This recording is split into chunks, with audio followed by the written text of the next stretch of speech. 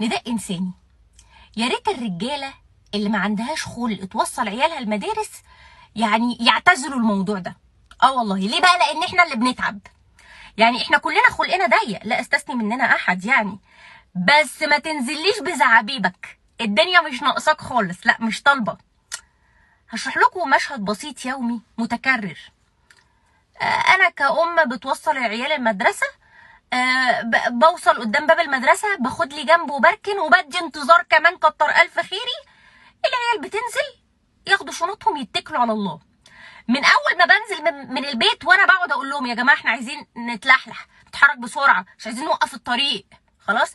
فالعيال كتر خيرهم اللي هم نايمين اكلينيكيا اصلا عاملين دماغ بشاميل بيتحركوا فضل ونعمه، ما تطلبش مني اكتر من كده. وبعدين حضرتك عايز تعدي ما تعدي، ما انا واقفه لك على جنب، ما تعدي يا بابا، انت عايز مني ايه؟ لا واقف ورايا وبيكلكس، ده ايه الغلاسه دي؟ ده ايه الغلاسه دي؟ وبعدين اعمل لك ايه؟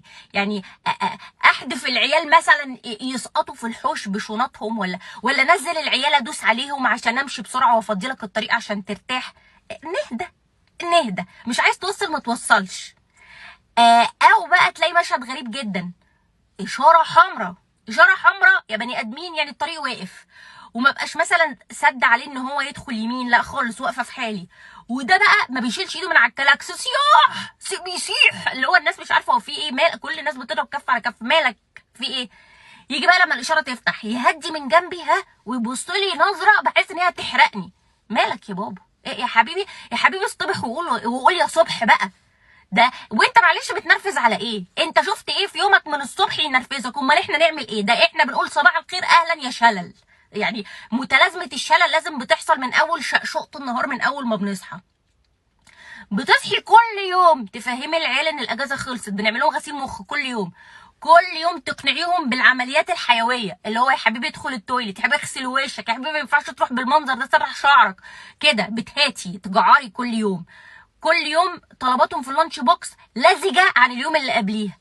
وتيجي انت تبقي نازله خلاص، انت بتدبي المفتاح في الباب عشان نازله، ودي نايمه حاضنه لك المخده لسه، هي بصي هي في كوكب تاني على مجره تانيه.